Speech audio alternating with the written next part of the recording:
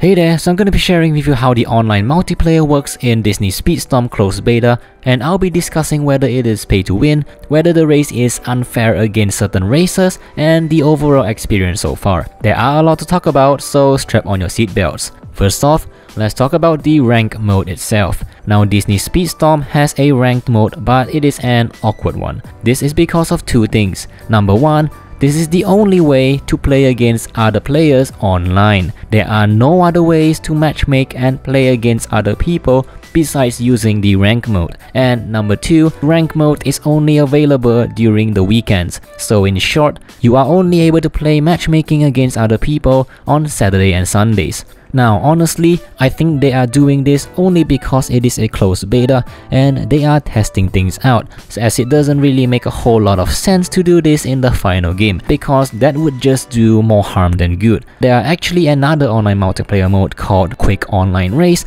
but it is actually just a private lobby system. So yeah, this has gotten people worried that they are only able to play online on the weekends, but I'm pretty confident that this is only a closed beta testing feature. Fingers crossed. Anyways, moving on to the next point, let's talk about the rank mode itself. So how it works is really simple. The game has a ranking up system called leagues, and the more you win, the more points you earn, which means you'll get to a higher rank quicker, hence achieving new leagues such as silver, gold, and more. Now, as for the ranking progression goes, each characters have their own progression system, which means if one of your character ranks up, it will not affect other characters. I actually really like that they separate each character's progression simply because all of their playstyle is really different, and this will allow you to actually test and try each characters out and maybe choose a main that suits your playstyle and focus on ranking that character up in the leaderboard. This is great because you don't have to worry about being too high up in the leaderboard with characters you don't understand. Now, speaking of characters, let's talk about the classes for a little bit, because I think one of them is actually pretty OP. So there are 4 classes in total, which are Speedsters, Tricksters, Defenders, and Brawlers. From what I've tested so far, Speedsters seems to have an edge over the other 3 classes, because based on my personal experience in playing over 20 online races so far, I seem to win with Mickey most of the time, and he is a Speedster. And you can definitely feel it. One of the Speedster power-up is the ability to teleport forward, and this skill is pretty busted. Not only are you moving forward in an incredible speed, but you're also distancing yourself from other players behind you, which makes it almost impossible for them to attack you. Take this gameplay for instances. I don't know if it's because my opponents are bad, or like I said, Speedster power-ups are busted, but it is very common for me to have a huge gap in the first place. Now again, this is based on my testing, and all I can say that is I definitely felt that Speedsters are much faster performers on the track. Not only that, most players seems to be using Speedsters as well in my races, like it's everyone's favorite or something. So yeah, my suggestion is for the devs to maybe tune down the teleportability just a little bit, but that's just me. Alright, next up is the player count. So in my 20 or so races, I've never actually gotten more than 5 players in a race. Most of the time it's around 3 or 4 players, because they have a high chance of disconnecting at the start of each round, at least for me, which is a little bit frustrating considering you usually have to wait for them at the start of each round, and they just ended up disappearing out of the lobby, wasting your time. So this may be different for you, but overall it's not really a huge problem. I am concerned though on what the max player count for online multiplayer is. I'm pretty sure it's around 12 or something, but unfortunately I didn't get to experience it. Oh, and for those who are keen on partying up and maybe play with their friends online against strangers, there is a party feature coming soon.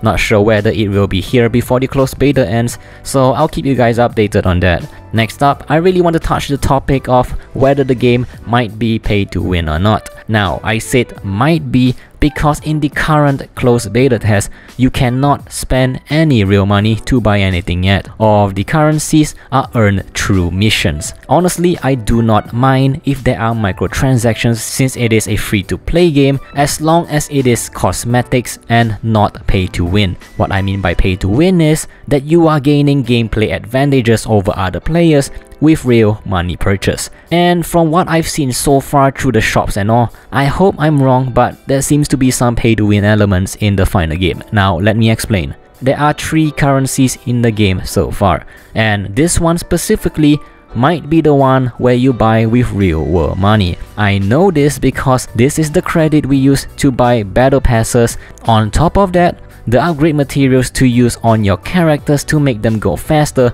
can also be purchased with this currency. So I hope you see where I'm going at. You can actually pay real world money to upgrade your characters to go faster if this ends up to be the microtransaction currency, which I'm pretty positive that it is. Like I said, I hope I'm wrong, but if this is the case, I really hope the developers will balance this out. They mentioned before that players will be matchmaking with people of the same level. That's not really the case right now. Again, this is a closed beta. Things are certain to be changed, so hopefully the game will not become a pay-to-win fest in the end. And moving on to one of the most important crucial point I need to address here, the matchmaking system itself. Oh boy, we might have a problem here if this is in the final game. My character right here is really low level, but I have been paired together with players that are level 15, level 17 and even level 20s, and this has to change, no doubt, especially with how people can buy upgrade materials with real money. Based on my previous analysis,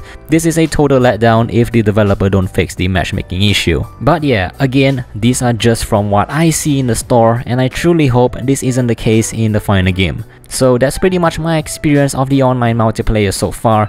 Overall, I think it is a really good game if some of these disadvantages and issues are actually fixed. The gameplay of Disney Speedstorm is already so damn good, so I'm pretty positive that with further improvements, this will be one of the best kart racer to be released recently. And while we're on the topic of multiplayer, here is a video where we can take a look closer at the microtransaction structure of the closed beta so far. If it's not there, it means that the video is not out yet. I will be going through each and everything that they are selling in the store right now, so take a look at the video and join me right there. This is the Viperine signing off, thanks for watching, and as always, stay awesome.